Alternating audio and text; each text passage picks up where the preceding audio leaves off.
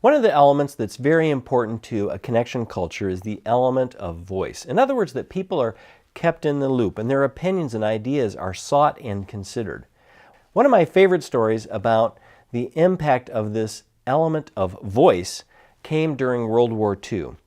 After the American and British troops landed in the beaches of France, it wasn't long before they eventually took control of those beaches, but the military planners didn't plan the next step, which was to move into the hedgerow country. If you look at the hedgerow country, if you take an aerial view of it, you will see square and rectangle parcels of property that are surrounded by fences that are actually hedges. They're berms of dirt and brush that separate these farms in the hedgerow country.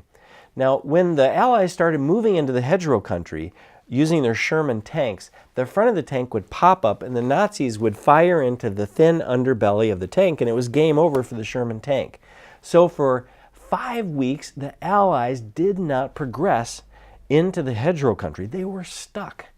There were a group of enlisted men and officers talking about, how do we crack the code on this? How do we figure out how to get through the hedgerow country?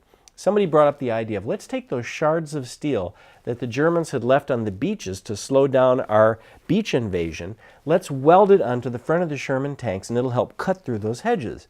Well, several people laughed and said, that'll never work.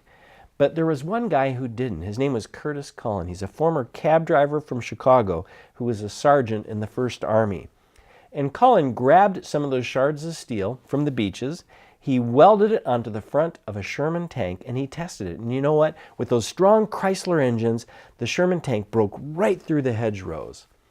Now, Colin got his idea up the chain of command to Omar Bradley, who was the commander of the First Army. And Bradley heard about it and thought, that makes a lot of sense. He came down and ordered a test of what he called Colin's cutting device.